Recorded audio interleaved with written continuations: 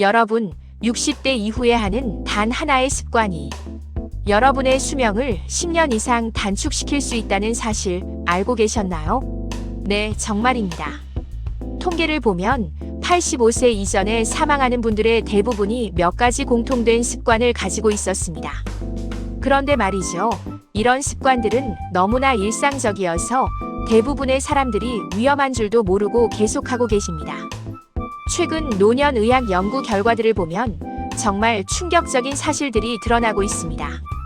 60세 이후의 생활 습관이 수명을 결정하는 가장 중요한 요인이라는 것이죠. 오늘 이 영상에서는 85세 이전에 사람들이 많이 죽는 이유와 60세 이후 반드시 피해야 하는 9가지 습관을 여러분께 소개해드리려고 합니다. 이 정보들만 제대로 알고 계신다면 건강하게 장수할 수 있는 가능성이 크게 높아집니다. 영상이 도움이 되셨다면 구독과 좋아요, 알림 설정 꼭 부탁드립니다. 부모님을 위해 보시는 분들도 많으실 거예요. 자, 그럼 지금부터 시작하겠습니다. 첫 번째로 말씀드릴 내용은 바로 장시간 앉아있는 습관입니다.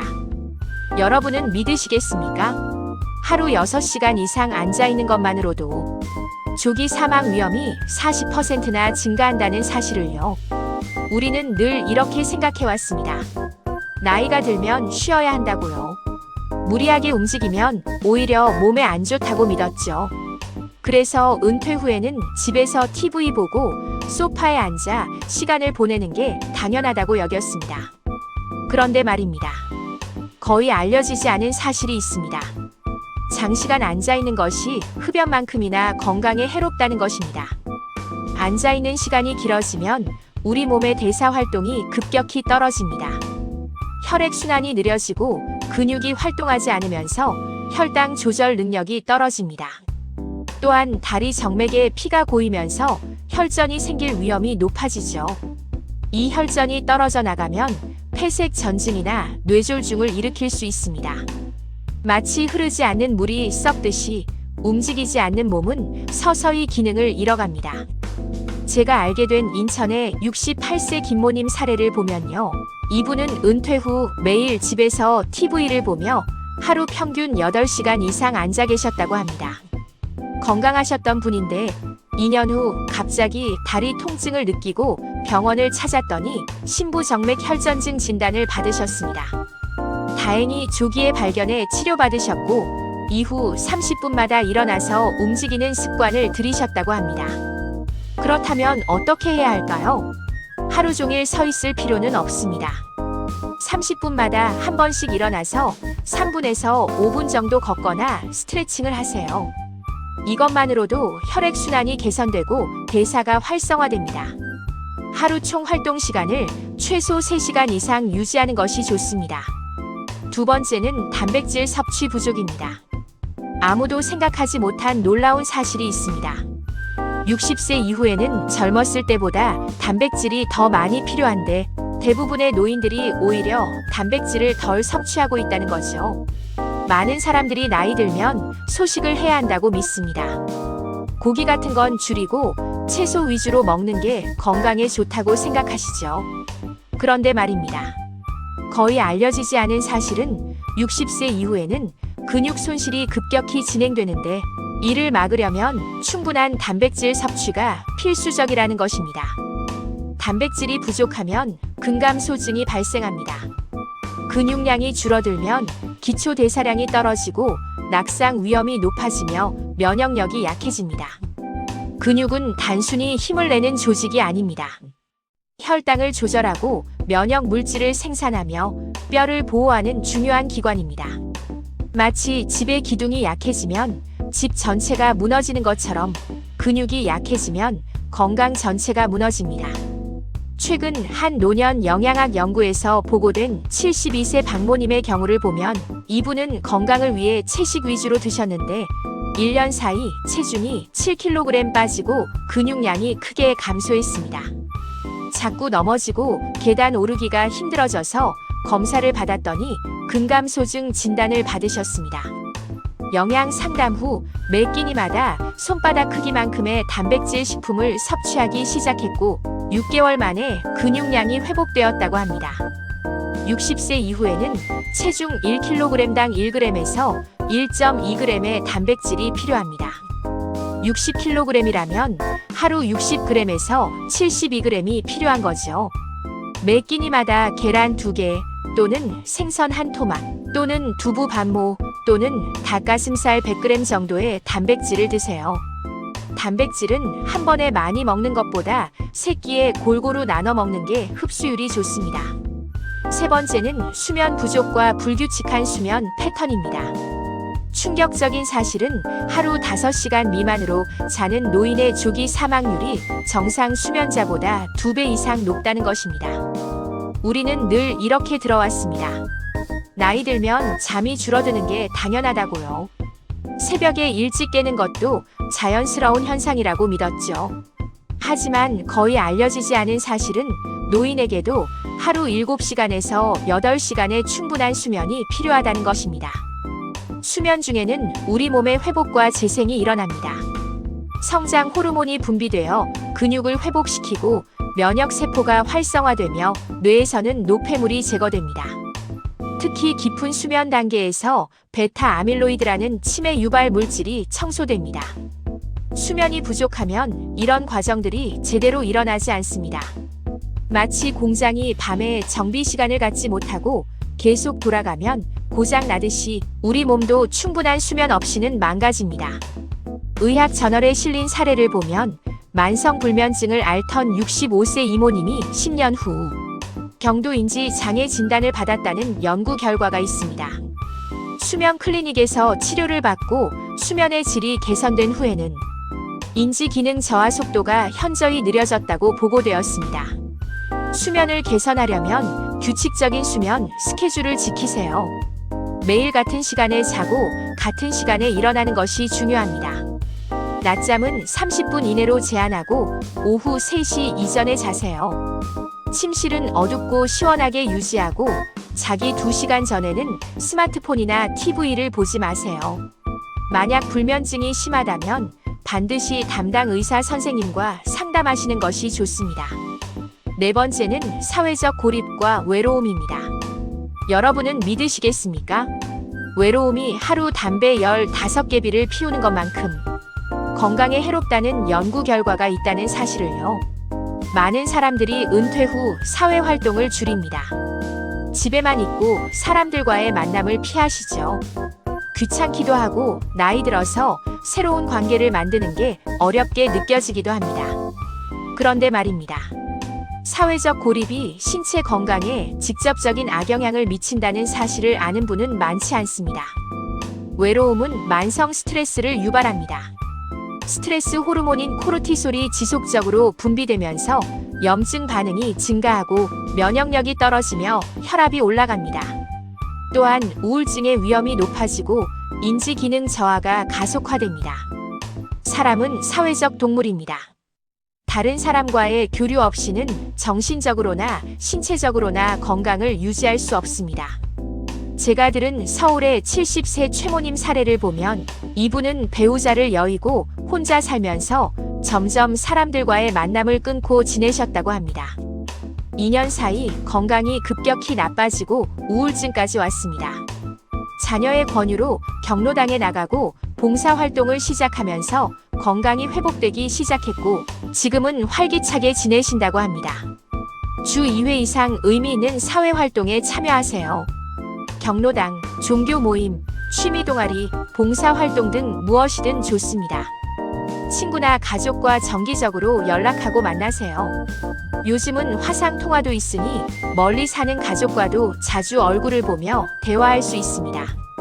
다섯 번째는 약물 과다 복용과 부적절한 약물 관리입니다. 아무도 생각하지 못한 놀라운 사실이 있습니다. 60세 이상 노인의 30% 이상이 5가지 이상의 약물을 동시에 복용하는데 이것이 오히려 건강을 해칠 수 있다는 거죠. 우리는 병원에서 처방받은 약은 무조건 다 먹어야 한다고 생각합니다. 의사 선생님이 주셨으니 전부 중요한 약이라고 믿죠. 그런데 말입니다. 거의 알려지지 않은 사실은 여러 병원을 다니면서 중복 처방을 받거나 더 이상 필요 없는 약을 계속 복용하는 경우가 많다는 것입니다. 약물이 많아질수록 약물 간 상호작용의 위험이 기하급수적으로 증가합니다. 한 약이 다른 약의 효과를 떨어뜨리거나 반대로 부작용을 증폭시킬 수 있습니다. 또한 나이가 들면 신장과 간의 기능이 떨어져서 약물이 몸에 오래 머물게 되고 부작용 위험이 높아집니다. 마치 교통신호등이 너무 많으면 오히려 교통체증이 생기는 것처럼 약이 너무 많으면 몸에 혼란이 옵니다. 최근 한 약물 안전 연구에서 보고된 74세 정모님의 경우를 보면 이분은 고혈압, 당뇨, 고지혈증, 관절염으로 여러 병원에서 약을 처방받아 총 9가지 약을 복용하고 계셨습니다. 어지러움과 소화불량이 심해져서 검사했더니 약물 상호작용이 원인이었습니다. 주치의와 상담해서 약을 정리하고 5가지로 줄였더니 증상이 사라졌다고 합니다. 정기적으로 최소 6개월에 한 번은 주치의와 함께 복용 중인 모든 약을 점검하세요. 일반 의약품, 건강기능식품까지 전부 가져가서 보여드리세요. 이런 경우에는 반드시 담당 의사 선생님과 상담하시는 것이 좋습니다. 전문의의 진단과 처방이 필요한 부분입니다. 절대 임의로 약을 끊거나 줄이지 마세요. 6번째는 수분 섭취 부족입니다. 충격적인 사실은 노인의 탈수가 젊은 사람보다 훨씬 빠르게 진행되고 치명적일 수 있다는 것입니다. 많은 노인분들이 물을 잘 안 드십니다. 갈증을 잘 못 느끼기도 하고 화장실 가기 귀찮아서 일부러 물을 적게 드시기도 하죠. 그런데 말이죠. 노인은 젊은 사람보다 체내 수분량이 적고 신장 기능이 떨어져 있어서 탈수에 매우 취약합니다. 수분이 부족하면 혈액이 끈적해지면서 혈전이 생기기 쉽고 혈압이 올라가며 신장에 부담이 갑니다. 뇌로 가는 혈류도 감소해서 어지러움, 혼란, 심지어 선망까지 올 수 있습니다. 만성 탈수 상태가 지속되면 요로 감염, 변비, 낙상 위험도 높아집니다. 우리 몸의 70%가 물입니다. 물 없이는 어떤 생명 활동도 제대로 이루어질 수 없습니다. 제가 알게 된 부산의 67세 강모님 사례를 보면 이분은 여름철에 물을 잘 안 드시다가 갑자기 심한 어지러움과 혼란 증상으로 응급실에 가셨습니다. 검사 결과 심한 탈수로 인한 전해질 불균형이었습니다. 수액 치료 후 회복되셨고 이후 하루 1.5리터 이상 물을 마시는 습관을 들이셨다고 합니다. 하루 최소 1.5리터에서 2리터의 물을 마시세요. 한 번에 많이 마시지 말고 2시간마다 한 컵씩 나눠 드세요. 아침에 일어나서 물 한 컵, 식사 30분 전에 물 한 컵, 이런 식으로 루틴을 만들면 좋습니다. 커피나 차는 이뇨 작용이 있으니 물 섭취량에 포함시키지 마세요. 신장 질환이 있어서 수분 제한이 필요한 분들은 담당 의사 선생님의 지시를 따르세요. 7번째는 과도한 음주입니다. 여러분은 믿으시겠습니까? 60세 이후에는 같은 양의 술을 마셔도 젊었을 때보다 혈중 알코올 농도가 훨씬 높아진다는 사실을요. 많은 분들이 평생 술을 드셔왔으니 계속 드셔도 괜찮다고 생각하십니다. 건강에 좋다는 적당한 음주라는 말도 들으셨죠. 하지만 거의 알려지지 않은 사실은 나이가 들면 알코올 대사 능력이 크게 떨어진다는 것입니다. 나이가 들면 간의 해독 기능이 약해지고 체내 수분량이 줄어들어 같은 양의 술을 마셔도 알코올 농도가 높아집니다. 또한 많은 노인들이 복용하는 약물들이 알코올과 상호작용을 일으킵니다. 특히 고혈압약, 당뇨약, 수면제와 알코올을 함께 섭취하면 위험합니다. 알코올은 또한 낙상 위험을 크게 높이고 인지기능 저하를 가속화하며 수면의 질을 떨어뜨립니다. 의학 저널에 실린 연구를 보면 하루 소주 2잔 이상을 마시는 65세 이상 노인의 경우 치매 발생 위험이 2배 이상 높았다는 결과가 있습니다. 또한 알코올 관련 낙상 사고로 골절상을 입는 노인도 많았다고 보고되었습니다. 60세 이후에는 음주량을 절반 이하로 줄이세요. 가능하면 주 2회 이하, 한 번에 소주 1잔 이하로 제한하는 것이 좋습니다. 약물을 복용 중이시라면 술은 아예 피하시는 게 안전합니다. 이런 경우에는 반드시 담당 의사 선생님과 상담하시는 것이 좋습니다. 8번째는 구강 건강관리 소홀입니다. 아무도 생각하지 못한 놀라운 사실이 있습니다. 치주 질환이 심장 질환, 당뇨, 치매의 위험을 높인다는 거죠. 많은 사람들이 이가 아프지 않으면 치과에 안 갑니다. 나이 들면 이가 빠지는 게 당연하다고 생각하시죠. 그런데 말이죠. 구강 건강이 전신 건강과 직접 연결되어 있다는 사실을 아는 분은 많지 않습니다. 치주 질환이 있으면 입안의 세균이 혈관을 타고 전신으로 퍼집니다. 이 세균들과 염증 물질들이 혈관벽을 손상시키고 혈전을 만들며 심장과 뇌에 영향을 미칩니다. 최근 연구들은 치주 질환 세균이 뇌에서도 발견되어 알츠하이머 치매와 연관이 있다고 보고하고 있습니다. 또한 이가 없으면 제대로 씹을 수 없어 영양 섭취가 불량해지고 이것이 전체적인 건강 악화로 이어집니다. 제가 들은 대전의 71세 윤모님 사례를 보면 이분은 심한 치주 질환을 오랫동안 방치하셨는데 나중에 심장 판막 질환 진단을 받으셨습니다. 치과 치료를 받고 구강 관리를 철저히 한 후 심장 상태도 개선되었다고 합니다. 하루 3번 식후 양치질을 하고 치실이나 치간 칫솔을 사용하세요. 6개월마다 치과 검진을 받고 스케일링을 하세요. 임플란트나 틀니를 하신 분들도 정기적인 관리가 필요합니다. 구강 건강은 곧 전신 건강입니다. 9번째는 정기 건강 검진을 소홀히 하는 것입니다. 충격적인 사실은 60세 이후에 발견되는 암의 80% 이상이 조기 발견 시 완치 가능하다는 것입니다. 많은 분들이 건강하다고 느끼면 병원에 안 갑니다. 아프지 않으니 괜찮다고 생각하시죠. 또는 나이가 들어서 이제 검사 받아봤자 소용없다고 체념하시기도 합니다. 그런데 말이죠. 많은 질병들이 초기에는 증상이 없습니다. 암, 당뇨, 고혈압, 고지혈증, 골다공증 등 대부분의 만성 질환은 초기에는 아무런 증상이 없습니다. 증상이 나타났을 때는 이미 상당히 진행된 경우가 많죠. 반대로 말하면 정기 검진을 통해 조기에 발견하면 충분히 치료하고 관리할 수 있다는 뜻입니다. 마치 집을 정기적으로 점검해야 큰 고장을 막을 수 있듯이 우리 몸도 정기적인 점검이 필요합니다. 최근 한 예방의학 연구에서 보고된 사례를 보면 정기 검진을 꾸준히 받은 그룹과 받지 않은 그룹을 10년간 추적했을 때 정기 검진 그룹의 생존율이 30% 이상 높았다고 합니다. 최소 1년에 한 번은 종합 건강 검진을 받으세요. 나이와 성별에 따라 필요한 검사 항목이 다르니 담당 의사 선생님과 상담해서 맞춤형 검진을 받으시는 게 좋습니다. 대장 내시경, 위 내시경, 유방 촬영, 골밀도 검사 등 권장되는 검진은 꼭 받으세요. 자, 여기까지 60세 이후 피해야 하는 9가지 습관을 알아봤습니다. 이제 실천 가이드를 말씀드리겠습니다. 첫째, 하루 일과표를 만들어 규칙적인 생활을 하세요. 같은 시간에 일어나고 새끼를 규칙적으로 먹고 같은 시간에 자는 것이 중요합니다. 과학적 연구들을 보면 규칙적인 생활 패턴을 유지하는 노인의 건강 수준이 훨씬 높다고 합니다.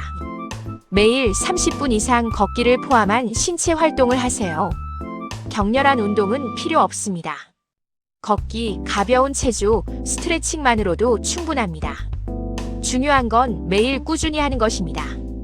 근력 운동도 일주일에 2회 정도는 하시는 게 좋습니다. 스쿼트, 팔굽혀펴기 같은 맨몸 운동도 좋고 가벼운 아령을 드는 것도 좋습니다. 둘째, 영양 균형을 맞추고 수분 섭취를 충분히 하세요. 매 끼니마다 단백질, 채소, 통곡물을 골고루 드세요. 특히 단백질은 빠뜨리지 마세요. 색깔 있는 채소와 과일을 다양하게 드시면 항산화 물질과 비타민을 충분히 섭취할 수 있습니다. 물은 하루 1.5리터에서 2리터를 목표로 하세요. 아침에 일어나자마자 물 1컵, 식사 30분 전 물 1컵. 이런 식으로 루틴을 만들면 잊지 않고 마실 수 있습니다. 물병을 항상 가까이 두고 눈에 보이는 곳에 두는 것도 좋은 방법입니다. 과도한 염분, 당분, 알코올은 피하세요. 가공식품보다는 신선한 자연식품을 드시고 집에서 만든 음식을 드시는 게 가장 좋습니다. 외식할 때는 국물을 남기고 소스는 따로 달라고 해서 조금만 찍어 드세요. 셋째, 사회적 관계를 유지하고 정신 건강을 챙기세요. 일주일에 최소 2회 이상은 집 밖으로 나가서 사람들을 만나세요. 경로당, 복지관, 도서관, 종교시설 등 어디든 좋습니다. 취미 활동이나 봉사 활동을 하면 더욱 좋습니다. 가족, 친구들과 정기적으로 연락하고 만나세요. 전화 통화도 좋고 문자 메시지도 좋습니다. 외로움을 느끼실 때 혼자 참지 마시고 누군가에게 연락하세요. 요즘은 노인 우울증 상담 서비스도 많으니 필요하면 도움을 받으세요. 새로운 것을 배우는 것도 좋습니다. 악기, 외국어, 그림, 글쓰기 등 무엇이든 뇌를 자극하는 활동을 하면 인지 기능 유지에 도움이 됩니다. 스마트폰 사용법을 배우는 것도 좋은 두뇌 운동입니다. 자신의 몸 상태를 관찰하는 습관을 들이세요. 체중, 혈압, 혈당을 정기적으로 체크하고 기록하세요. 몸에 이상 신호가 있으면 참지 말고 바로 병원을 방문하세요. 작은 증상도 노인에게는 큰 문제로 발전할 수 있습니다.